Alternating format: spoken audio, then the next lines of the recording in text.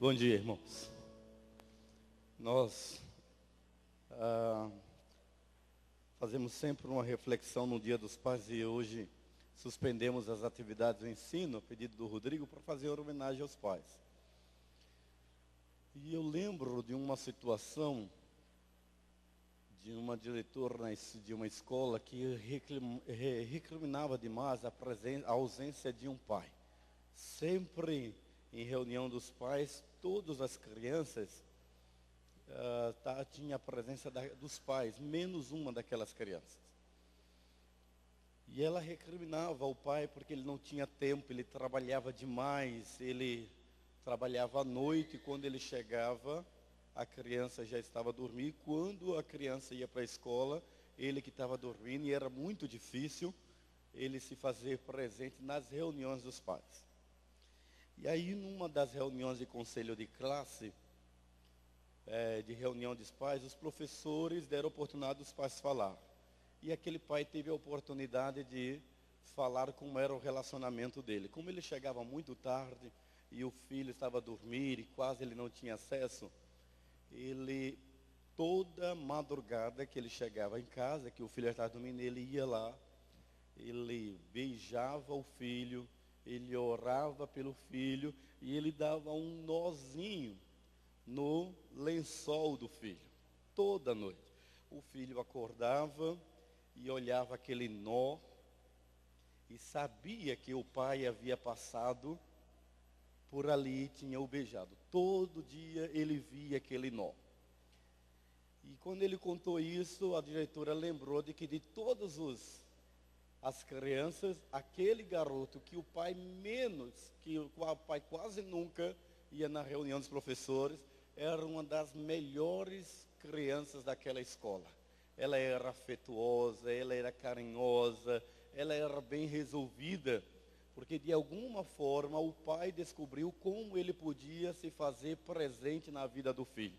E o filho sabia toda manhã que quando ele olhava aquele lençol com nó, ele lembrava: meu pai passou por aqui, orou por mim e me beijou. E aí eu descobri nesse testemunho de que quando nós, pais, queremos nos fazer presente na vida dos nossos filhos, não há desculpa para as horas de trabalho nem cansaço. Você descobre uma forma de se fazer presente, nem que seja através do nó da afetividade.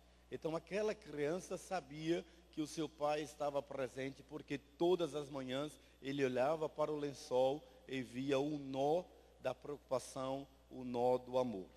E eu já falei aqui nas duas ocasiões do Dia dos Pais, eu falei para os irmãos daquela propaganda da pomada Gelol, quando a criança se fere no campo do futebol e o pai invade o campo e pega a pomada Gelol e passa na perna do filho, e a propaganda termina assim: não basta ser pai, você tem que participar. E a nossa cultura é uma cultura que coloca sobre os ombros das mães a responsabilidade de transferir às crianças sentimentos e afetos. Está errado.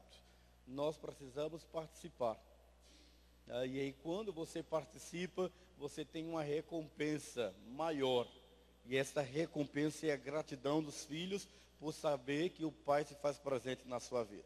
Mas eu quero falar de um pai da Bíblia que marcou profundamente a vida do seu filho. E a Bíblia não nos fala de homens perfeitos. Não existe um homem perfeito. Como também não existe um pai perfeito. Mas um desses personagens bíblicos mostra o quanto esse pai foi um pai presente, um pai ótimo, um pai bom. Como ser humano, lógico, a Bíblia mostra os defeitos que esse personagem teve. Falhas que ele cometeu no seu caráter. Algumas vezes ele precisou mentir, algumas vezes ele fracassou, mas de uma forma especial ele tinha uma preocupação com o legado que ele ia dar para os filhos. E ao estudar a vida desse homem, eu começo a pensar assim: até que ponto nós vamos marcar a vida dos nossos filhos? E eu acho engraçado, eu não sei se você já percebeu, mas na Bíblia as orações é feita assim, não? Abraão orava e dizia: Deus meu, Isaac orava, Deus de Abraão, Deus meu. Jacó orava, Deus de Abraão, meu avô. Deus de Abraão, Isaac, meu pai, meu Deus. Então, o Deus dos pais se fazia presente na vida dos filhos. E essa é a maior herança que nós podemos trabalhar nesta manhã e pensarmos em Abraão, o pai que marcou. Eu quero convidar você a abrir a sua Bíblia em Gênesis capítulo 24. Gênesis capítulo 24.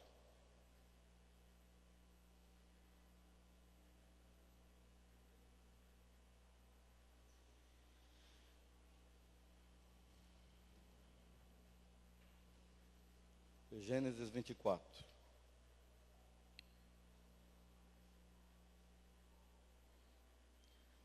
A partir do versículo 1 ao versículo 4, nos diz assim: Abraão já era velho, de idade bem avançada, e o Senhor em tudo o abençoar. Disse ele ao seu servo mais velho da sua casa, que era o responsável por tudo quanto tinha: põe a mão debaixo da minha coxa, e jura pelo Senhor, o Deus dos céus e o Deus da terra, que não buscará mulher para o meu filho entre as filhas dos cananeus, no meio dos quais estou a viver. Mas irá a minha terra e buscará entre os meus parentes uma mulher para o meu filho Isaque.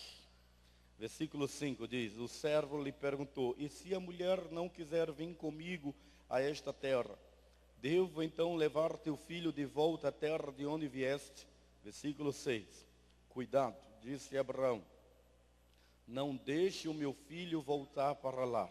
O Senhor, o Deus dos céus, que me tirou da casa de meu pai, da minha terra natal, e que me prometeu sob juramento que a minha descendência daria esta terra, enviará o seu anjo diante de você, para que de lá tragam uma mulher para o meu filho. Amém? Vamos orar mais uma vez. Pai, nós queremos te agradecer, Senhor, pela bênção que o Senhor tem dado aos homens, de verem a alegria da perpetuação do seu nome e da sua descendência diante dos seus olhos. Que as virtudes, ó Deus, que emana da tua pessoa como Pai, possa alcançar o coração de cada pai, de tal forma que, com a dimensão do amor com que o Senhor nos amou, nós possamos também amar os filhos que o Senhor tem nos dado. Derrame, ó Deus, sobre cada pai, sobre cada família aqui presente, a bênção, ó Deus, de ter o sacerdócio paterno restaurado dentro de cada lar, de tal forma que experimentemos a tua vontade, que é boa, perfeita e agradável, em nome de Jesus. Amém, Senhor. Deixe-me fazer uma brincadeira, né? Eu sempre faço assim uma brincadeira com os meus irmãos, assim: olha, os jovens têm que ter filho cedo, né? Porque quando você tem filho aos 40 anos, dá um cansaço enorme e você não acompanha o pique, né? E aí eu brinco com todo mundo. Não, eu fui no noivado do João, irmão da Joel. E lá tinha um outro pastor. Então nós fomos apresentados e ele não escutou bem a apresentação. E eu estou com o João Emanuel para cima e para baixo. Aí ele olhou para mim e disse assim: cara, mas que garoto lindo, parabéns, seu neto é muito bonito. Aí eu disse: não é o meu neto, é o meu filho. Aí fui para a fila, tinha uma fila na hora do almoço, e ele todo sem jeito foi lá e olhou assim para mim: poxa, desculpe, que gafe, né? É porque que você me apresentou a sua filha?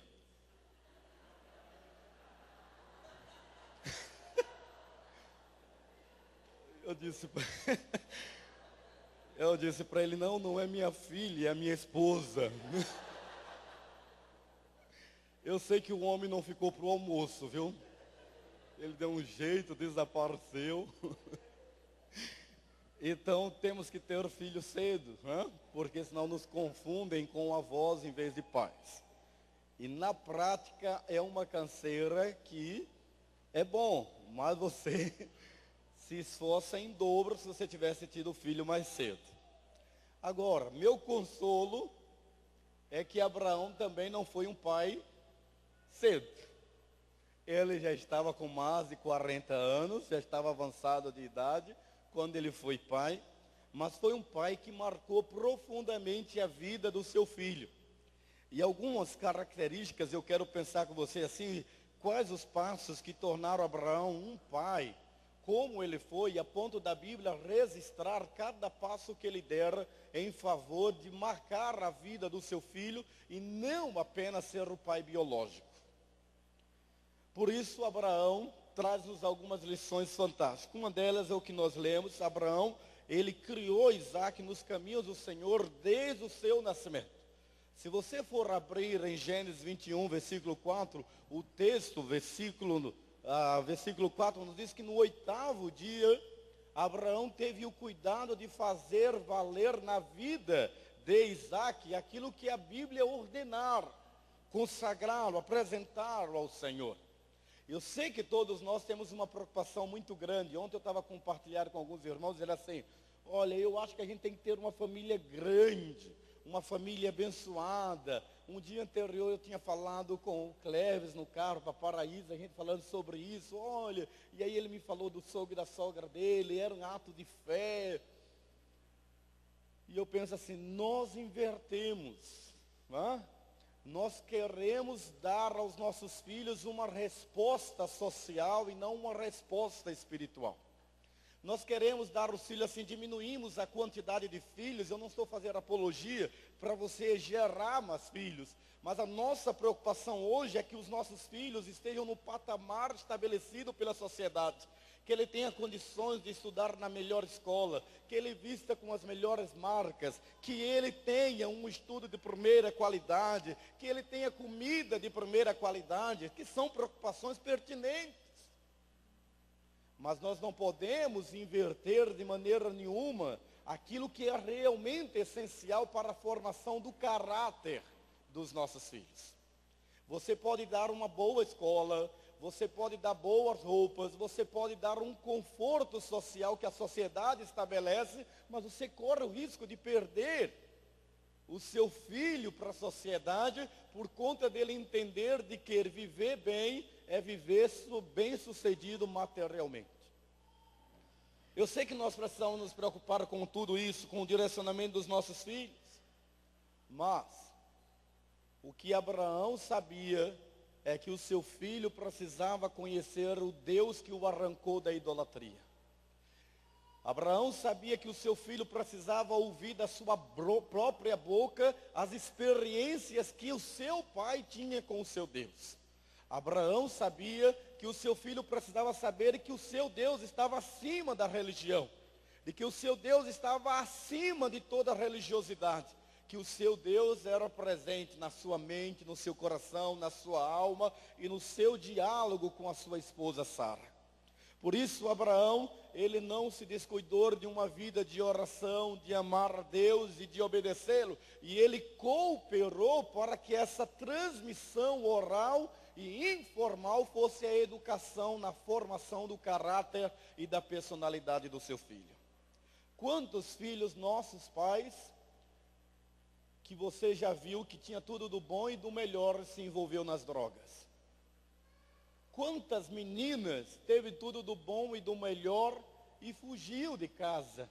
E pegou uma gravidez precoce e abandonou os estudos. Quem disse que morar num condomínio fechado é resguardar o seu filho da violência social? Se você trabalha muito e tem uma conta gorda e acha que patrocinar os desejos e os sonhos dos filhos de vocês é garantir-lhe um futuro, você está a empurrar o seu filho para o precipício.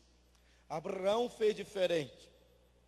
A Bíblia diz assim no versículo 4 do capítulo 21, que Abraão era um pai coruja, e o sentimento de coruja dele era, o menino cresceu e foi desmamado.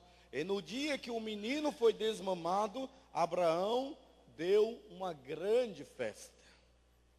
Mais ou menos a tradução é o seguinte: Abraão olhou para Sara e disse: agora, mãe, ele já anda. Agora ele já pode andar. E ele pegou o seu filho Isaque e disse: ele vai andar comigo. Sabe algumas lamúrias que eu comparei, né? Eu estava a chorar com meus 42 anos, falando para o pastor Tomás dentro do carro: eu preciso fazer um curso aí para entender de carro, porque carro eu só entendo se eu virar a chave, pôr o bré na embreagem e no acelerador, é a única coisa que eu entendo de carro. Mas se ele der um pane, eu não sei levantar o capô, e aí ele, como sempre, tem o dom da consolação, diz: mas hoje os carros é assim mesmo. A gente não entende mais nada, porque está muito eletrônico. Mas por que eu disse isso? É porque eu sempre achei bonita essa fase, quando você, não importa qual é o seu ramo, e você leva o seu filho para participar uma vez na semana do seu dia a dia. Sabe, quando ele foi no campo com você, quando ele foi no seu trabalho, quando ele participou com você. Sabe, a ideia é isso que Abraão fez. Sara, eu sei, Sara, que ele é filho único, eu sei que você o ama, mas ele é macho. E eu não quero um filho mariquinha. Deixa-o comigo, está desmamado. Ele vai fazer o que eu faço, Sara. Deixa ele comigo. Deixa. Eu acho que se ele tivesse uma menininha, ele teria dito: tá, Sara, eu não vou me meter. Cuida da menininha. Mas o menino, deixa comigo. Deixa eu gastar um tempo com ele. Deixa eu colocá-lo sobre os meus ombros. Eu sou velho, deixa eu ser um burro velho. Deixa ele montar sobre minhas costas. Deixa eu cavalgar com ele. Deixa eu brincar, deixa eu participar, Sara. Foi isso que ele fez. E você vai perceber o seguinte, na cultura judaica funciona assim: até os 12 anos, a mãe cuida do menino e da menina. Aos 12 anos, o menino vai para a responsabilidade do pai. E ele começa a iniciação na sinagoga. Eu fiz uma pesquisa para você, e eu disse assim, descobri que na cultura judaica tem também, mas o índice de homossexualismo entre o judaísmo é de 0,02%. Engraçado isso, não? Porque lá é repressor. Não. É porque o herói número 1 para o judeu é o pai. O herói número 1 é o pai. O pai é a referência para o garoto dentro da casa. Não é o colega, não é o super-herói da televisão. É essa pesquisa. O doutor Joseph, aí não vou dizer o nome dele porque é difícil. Ele é um cientista em Tel Aviv. E aí a pesquisa dele em educação infantil é: a criação nas sinagogas contribui para que os filhos desenvolvam a sua verdadeira virilidade. Esse espírito materialista e esse espírito de desnorteamento de personalidade, através da teologia feminista que pegou todas as religiões, traz para o menino a desconstrução de qual é o papel do pai. Qual é o papel do pai? Procure uma mulher divorciada que faz papel de pai e mãe para ela perceber para você, sem precisar ler, o quanto é difícil implantar a imagem de um pai na vida do filho. Agora, o desajuste não é quando um pai se separou da esposa, o marido. O pior prejuízo é quando há dentro da mesma casa o pai e a mãe, e o pai não se faz presente, sobre a alegação de que não tem tempo. Ontem eu conversei com um dos membros da nossa igreja, e ele disse assim para mim, eu disse para ele assim: e aí, você fechou o seu consultório? Ele disse: fechei, pastor, porque eu não tenho tempo mais. Mas você agora é funcionário público. Aí fiz aquela cara de descontentamento, né? Você é funcionário público. E ele disse, por enquanto você é só funcionário público. Sabe por quê? Porque eu preciso chegar em casa às 6 horas. E eu quero ter tempo para passear com o meu filho, que ontem fez 1 ano. Eu quero ter tempo para estar com ele. Eu quero ter tempo para gastar. Então não adianta eu ganhar tanto e não ter tempo para o meu filho. Não adianta. Eu prefiro passar mais tempo com ele agora. Eu achei aquilo nobre demais. Eu achei aquilo fantástico. Porque todas as pessoas bem-sucedidas nesta igreja, não vou falar da igreja do país ao lado. Todos os pais bem-sucedidos nesta igreja, quando eu sento, tem a mesma história.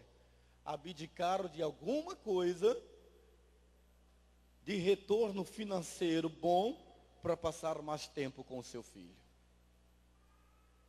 E aí, na sociedade, isto é síndrome da burrice. Para esses irmãos, é investimento naquilo que é mais precioso, os filhos. Porque os filhos são herança do Senhor. Por isso, Abraão fez uma festa. E como pais, nós precisamos estar atentos a esses momentos especiais da vida de nossos filhos. Fazer festa. Quando eu não era pai, eu achava patético. Fazer festa de 1 ano para criança, mas que besteira. Que desperdício. Eu vou dar a maior festa agora. Faz efeito. Fazer festa quando deixa chupeta, comemorar. Fazer festa quando sair da mamadeira. Fez um bom trabalho, elogiar, comemorar, né? Como a criança ela gosta de sentir. Ser um pai presente, permitam-me ler essa frase. Ser um pai presente implica em coisas simples. Saber a idade do filho, saber a série que o filho está, participar, saber quem são os colegas dele, permitir que ele demonstre aos outros colegas que você é o seu pai. O primeiro passo de um pai que marca a vida dos seus filhos é criá-lo nos caminhos do Senhor. E não tem como você ter espiritualidade se você estar ausente na vida dos seus filhos. O maior termômetro da sua real espiritualidade é quando você não perde os seus filhos para o mundo. E aí você vai me dizer, mas pastor, nós não somos responsáveis. Não tem fórmula para prender um filho na igreja. Mas o ame. O ame e você terá como retorno o amor. Há um autor que escreveu um livro bem conhecido entre nós que diz, pais ausentes, filhos carentes. Quando você se omite de participar da vida do seu filho, ele vai arrumar um outro pai para pôr no seu lugar. Ele vai arrumar um tio. O seu próprio irmão é melhor do que você. E ele vai querer que o tio seja o pai dele, não você. Ele quer que o avô seja o pai dele, não você. E você, então, para sobrecarregar, às vezes dá um alívio, né? Ainda bem que ele é apegado com meu pai, com o meu avô dele. Besteira. Fique triste não, avô, com o que eu vou falar com você. Mas sai fora, o filho não é seu. Vovô, não fique com raiva. Mas o filho não é seu. Ah, mas é a minha alegria. Esse garotinho é tudo que eu tenho, mas não é seu. E não furte do seu filho a responsabilidade dele educar o filho que é dele. Então chame a conversa, as rédeas e diga, vem cá, pai. Eu gosto do meu neto, eu até quero ficar com ele, mas o filho é seu. Então, pai, não deixa de maneira nenhuma que o tio seja o pai, que o avô seja o pai. Deus lhe deu a bênção. A não ser que o seu filho seja um acidente biológico. Que acidente biológico? Ah, você não queria o filho, mas ela não tomou o anticoncepcional, você não usou a camisinha, a regra furou e a criança veio e você não queria. Se foi um acidente, realmente, você tem uma probabilidade de não ser um bom pai, porque não estava nos seus planos. Os seus planos eram ascender profissionalmente, e o filho veio. Você não quer dizer socialmente que ele atrapalhou, porque isso deixa ele mal, mas inconscientemente você faz isso. Por isso você precisa entender de que Abraão, na sua segunda característica, ele se preocupou tanto com o dia a dia do seu filho. Não só com o futuro, mas com o seu dia a dia. O texto sagrado que nós lemos, versículo 24:2, diz: um dia ele chamou o seu empregado mais antigo, que tomara conta de tudo que ele tinha, e disse: vá até a minha terra e escolha no meio dos meus parentes uma esposa para Isaque. Abraão, ele se preocupava com todas as escolhas que o seu filho estava por fazer. E essa preocupação revelou ao Abraão o futuro de Isaque. Como seria a vida do Isaque? Ele não queria que Isaque tivesse um casamento errado e ao contrário, tivesse um casamento com base no seu próprio casamento. O casamento de Abraão teve tantos problemas quanto nós temos os nossos. Só que Abraão é um dos poucos personagens bíblicos em que tem uma sintonia com a esposa. Divergir quando foi para tratar da gravidez. Mas na biografia de Abraão, ele tinha uma referência de casamento para o seu filho. Então ele orienta o seu filho a procurar uma esposa, a ter uma esposa cristã. Para Abraão, não bastava que o seu filho tivesse apenas um desenvolvimento físico, psicológico e emocional. Ele tinha que ser um homem de Deus. Quando eu vim a esta igreja como missionário, eu fiz um apelo nessa igreja que eu fiz em mais de 100 igrejas no Brasil, por onde eu passei. E todo mundo ficava com uma cara de frustração enorme. Eu só encontrei uma pessoa que ficou feliz nesses anos todos pela filha optar por uma carreira missionária. Foi lá em Ponte Alta, tem conversado com a Janice e com o Carlos, e eles fizeram uma comparação da Roberta e da prima. A prima, num acampamento para fazer a formação e ser uma diplomata ou uma embaixadora. Um retiro apenas para um grupo seleto de brasileiros. E aí, Janice, toda feliz. Eu estou muito feliz que a minha filha está lá na Jocum, para ser embaixadora de Jesus. Quantos de nós damos uma formação para os nossos filhos e já dizemos para ele assim: meu filho, estude, meu filho, que eu quero que você seja um pastor. Quantos? Alguém aqui já fez essa oração? Ai, Deus. Na gravidez, algum pai colocou a mão na barriga da esposa e disse assim: abençoa, Senhor, que o meu filho seja um pastor ou uma missionária. Quantos fizeram isso? Alguém? Não. Isso não dá dinheiro. Alguns preferem assim: que o meu filho seja um médico igual o pai, um arquiteto, um fotógrafo. Dá dinheiro, fotógrafo? Não. A gente não quer um pastor. Ele tem que ser um homem de Deus, mas um homem de Deus que escolha uma outra profissão. Esses dias eu cometi esse erro, né? Lídia estava orando lá pelo João Emanuel, a gente está orando lá e eu digo, aí ela disse: Deus abençoa para que João Emanuel seja um pastor. Eu falei: mas isso não. Tem avô pastor, tio pastor, pai pastor e ele ser pastor? Não. Ele pode ser médico e depois pastor. A gente não quer, né? A gente quer que os nossos filhos realizem os nossos sonhos. Eu queria ser médico, não consegui, e eu imponho para os meus filhos: você vai ser médico. E o garoto não tem vocação nenhuma. Você vai ser isto. Ele não tem essa oportunidade. Abraão não tinha essa preocupação. Ele queria que seu filho fosse um homem de Deus, e ele sabia que até na vida sentimental o seu filho precisaria já desde o início encontrar uma mulher que fosse segundo o coração de Deus. E ele chamou o seu empregado para ser mordomo desta área. E diz o seu empregado que ele ensinou o seu filho que a vida consistia não em ser fiel aos sonhos humanos, mas ser fiel aos sonhos de Deus. Porque Deus sabe o que é melhor para os seus servos. Abraão marcou a vida do seu filho porque ele aprendeu a obedecer a Deus. E ele legou isso para o seu filho. Pai, ensine o seu filho o caminho em que ele deve andar, desde o seu nascimento. No dia a dia do seu filho, não lhe apresente a Bíblia, mas traduza a Bíblia em ações e atitudes que seu filho seja capaz de fazer a leitura. Deu para entender?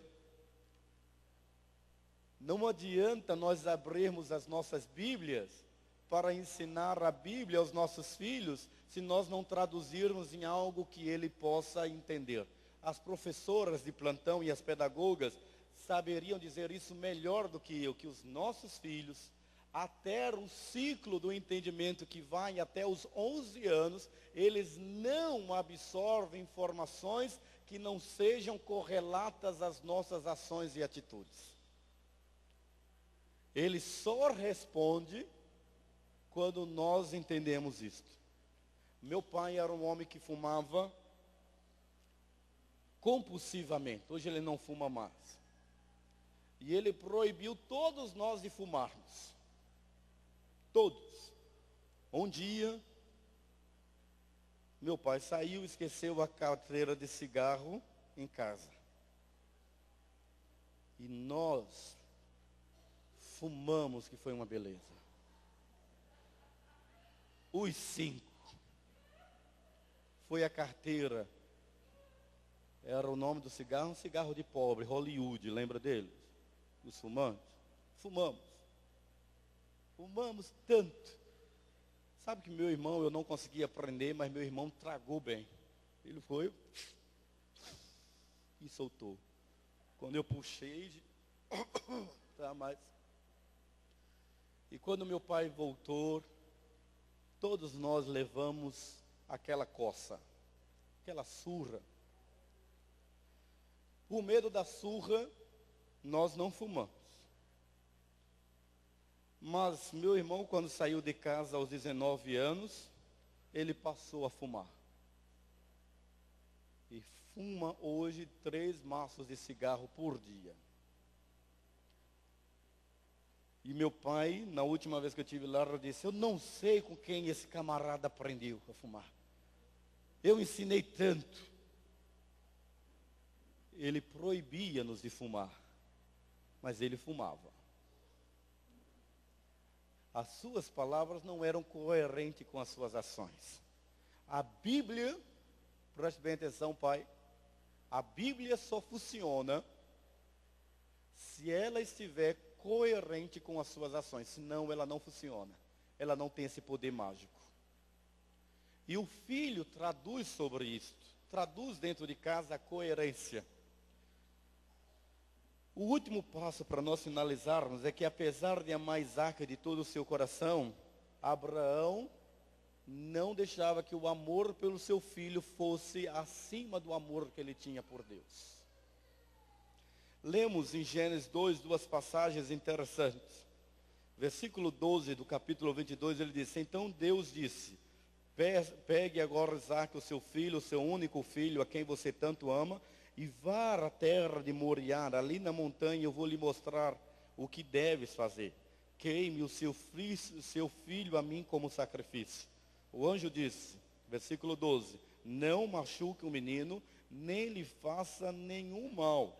Agora sei que você teme a Deus, pois não negou o seu filho, o seu único filho. Deixa eu dizer uma coisa assim. Eu tive uma experiência trágica como seminarista. Eu fui fazer um trabalho como seminarista em um bairro nobre da Aracruz Celulose, lá em Aracruz. E lá tem um bairro para os funcionários da empresa, ao menos tinha, setor A, B, C e D. E no setor B tinha uma congregação batista. O pastor pregou sobre isso, pregou sobre a pureza do filho, e tinha uma louca, que entendeu que o pastor disse que as crianças são inocentes. Ela, com medo de que as crianças saíssem da inocência, degolou os 2 filhos. Foi um escândalo na cidade. Então, antes que alguém, acho que ouviu a voz de Deus, e Deus está lhe pedindo o seu filho, trazer que não é no sentido literal disto aqui. Para nós não termos um escândalo na cidade por você ter matado seus filhos. Então, na verdade, esse texto aqui se aplica assim. Deus queria testar a fidelidade de Abraão. E eu vou dizer algo que talvez possa chocar você, porque essa é uma verdade que às vezes também me choca. Um pai que deseja marcar a vida de seu filho, ele deve estar disposto a sacrificar-se em função da herança que Deus lhe deu. E mais ainda, quando você ler a Bíblia e diz que Abraão, Deus pediu a Abraão que o seu único filho fosse sacrificado, que o seu único filho fosse imolado. Eu vi um dos pastores na televisão fazer uma interpretação terrível sobre esse texto. É verdade, nisto no contexto histórico está certo.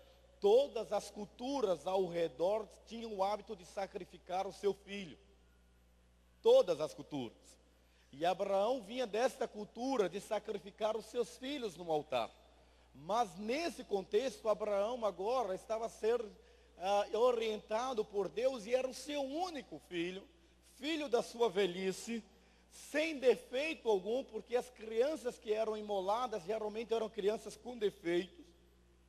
Nesse caso, a revelação diz que o verdadeiro sacrifício de Abraão, seu filho, seria para provar o coração de Abraão, se o seu coração estava ou não estava em Deus.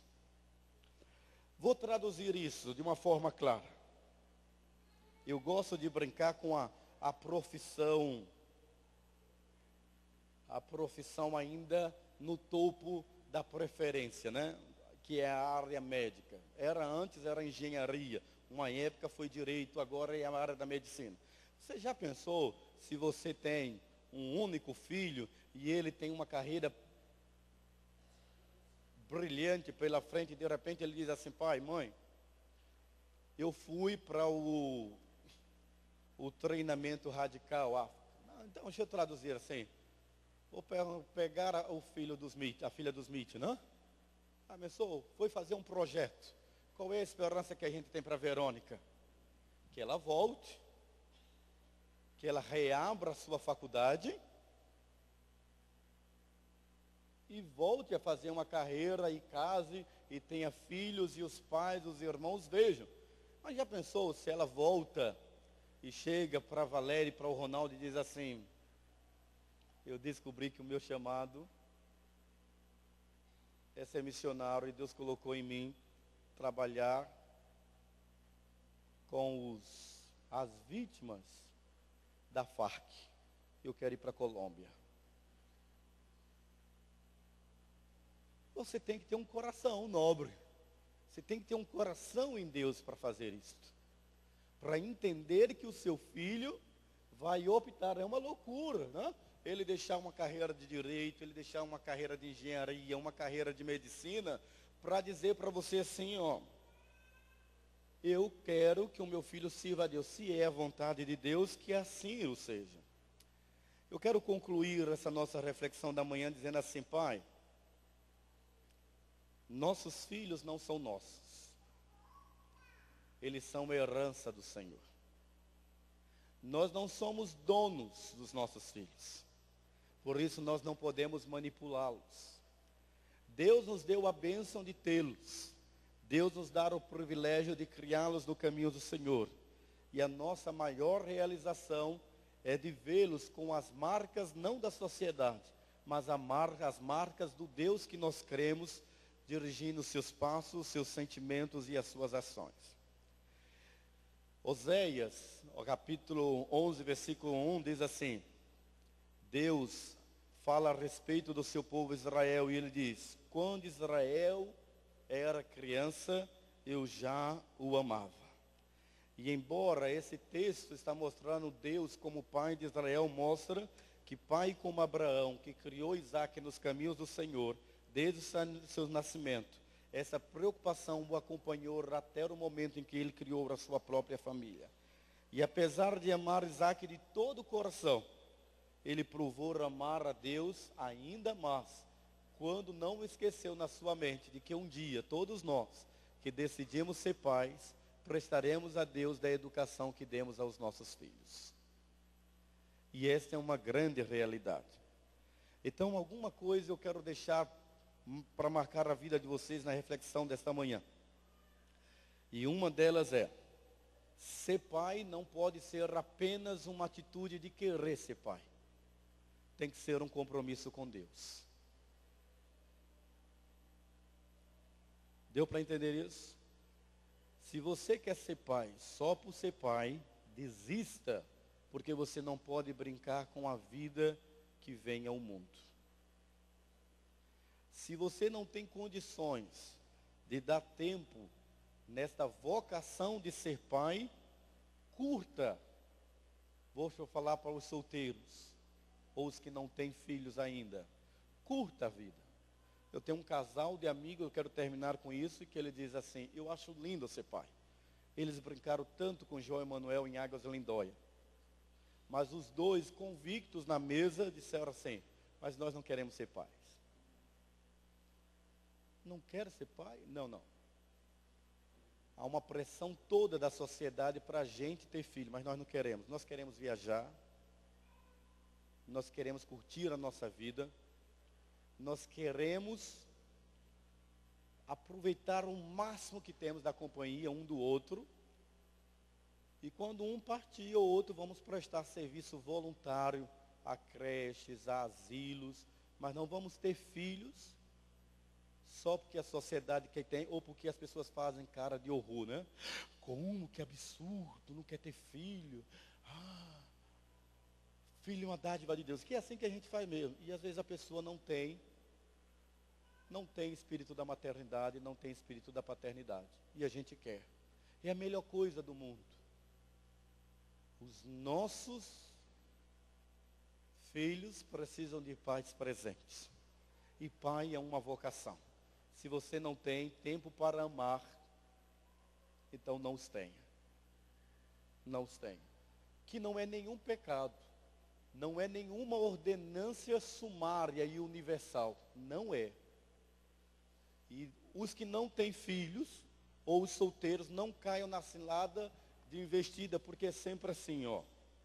Para a gente terminar. Quando está solteiro, é assim: Renan, quando é que você vai casar? Ano que vem. Vou ficar noivo. Aí noiva. Quando que vai casar? Ano tal. Quando vem o filho? Ano tal. Quando vem o outro filho? Tanto. Porque nós temos uma tendência de fazer a nossa experiência a regra para todo mundo. Aí a gente faz a pena assim de quem não tem filho, casal que não tem filha. Eu sofri muito isso. Vocês não têm filho. Aí a gente dá uma olhada para ele que tem e para ela que tem. Pois é, mas seus filhos são tão mal educadinhos, tão levadinhos. Você é tão porquinha como mãe. Seu marido é uma topeirinha, não lhe ajuda em nada. Ter filho para tratar como vocês dois tratam é melhor cuidar de pedras. Entendeu? Pastor, porque você diz? Porque a gente tem o dom da inconveniência. Sabe o que é o dom da inconveniência? É querer que os outros tenham filho porque você tem, porque senão, não. Você tem vocação para ser pai? Porque vocação é amar, é estar presente. Então tenha 15 logo de uma vez. Mas se você não tem, fique só. Vá passear em Londres, na França. Torre o dinheiro que Deus lhe deu. Gaste bastante, aproveite. Não cale. Então, eu não me escandalizei com aquele casal de maneira nenhuma. Eles não querem papagaio, eles não querem cachorro, eles não querem ter filhos.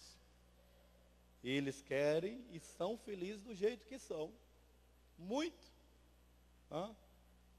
Então você tem que pensar nisso. Eu sou pai. Pai, você que está aqui, você tem que dar graças a Deus que você é pai. E repensar a sua caminhada como pai. eu me faço presente? Qual foi o último dia que você saiu para jogar bola com seu filho? Qual foi o último dia que você saiu para na quadra dar um passeio de bicicleta? Qual foi o último dia que você sentou para ver o que é que ele está escrevendo, o que ele está produzindo na escola? Qual foi o último dia que você soube quais são os amigos dele e promoveu um passeio com ele, com os coleguinhas dele? Cara, você não é pai, você só emprestou o esperma. Você precisa entender que ser pai é estar presente. E não coloque sobre os ombros dessa mulher que está ao seu lado a responsabilidade. A não ser que você queira ter prejuízos amanhã. Porque não tem coisa pior, né? Do que eu não ter intimidade com o meu pai. Né? Chegar para o meu pai e dizer assim para ele assim, pai, me dá 10 reais. Tem coisa pior. O filho tem que ter essa liberdade. E aí, velho, me dá 10 reais. Mas quer ver um termômetro ruim para você que é pai, guarde isso, é quando ele faz assim, ó. É normal, eu aprendi já. É quando ele faz assim, eu sou filho desse casal aqui. Mãe, fala pro pai que eu preciso de 10 reais. Aí a mãe faz assim, vai lá, filho, fala. Ah, eu não, mãe. Fala com o pai. O que isso revela para você? O que isso revela? Ele tem medo. Ele não tem intimidade. Ele precisa de Maria para interceder por ele a Jesus. Uma mediadora. O filho tem que ter essa liberdade de poder falar com a mãe no mesmo nível que o pai. Ah, mas o pai é truncudo, o pai não tem espaço, ou isso e aquilo. Isso pode ser reversível, pai. Você tem que conquistar a mesma dimensão do filho, dos sentimentos do filho por você. Então nós aprendemos. E eu quero dizer uma coisa para você, ó. Não tem, nisso do nosso sermão, não tem horas de trabalho que possa tirar de você as horas que você tem que dar para o seu filho. Descubra o horário que você tem que dar para o seu filho. Você precisa aprender a comunicar e a falar com ele. Não? Geralmente os pais fazem assim, ó. O filho apronta, e o pai respira, né? Desistir. Mulher, é com você. Quantas mulheres e mães estão aqui que sabem disso? Desisti. Vai lá. Eu desisti. Então a gente precisa reverter isso. E eu vou dizer uma frase para escandalizar você, pai. Deixe aflorar dentro de você um pouco de mãe. Você entendeu o recado que eu quero dizer? Pai, deixe aflorar dentro de você um pouco de mãe. Você entendeu? Vou repetir. Pai, deixe aflorar dentro de você um pouco de mãe. E você não vai virar boiola por conta disto. Amar, beijar, abraçar, ser amigo. Ser amigo. Eu acho que coisa que mais eu quero que o João Emanuel continue a fazer é isso, né? E esses dias eu estava muito frustrado, porque eu entro e saio e ele olha firme e não chora. E eu cheguei em casa e disse assim, não, João Manuel não ama, não me ama. Todo pai, quando sai, a criança chora. E ele não me ama, ele tem que chorar. Né? E eu entrei, abri o portão, entrei e saí com o carro, entrei e saí, tchau, João Manuel, tchau, tchau, e nada. E aí eu voltei e disse, ele não me ama. Aí quando foi segunda-feira, eu fui almoçar na casa do seu Valdemir e da Isabel, ele estava dodói, e ele só queria o meu colo, e eu disse, ele me ama, ele me ama profundamente. Quem não quer o amor de filhos? Então cultive isso. Não cultive só respeito. não cultive só medo, cultive amor pela sua presença. Amém? Vamos ficar em pé? Vamos orar?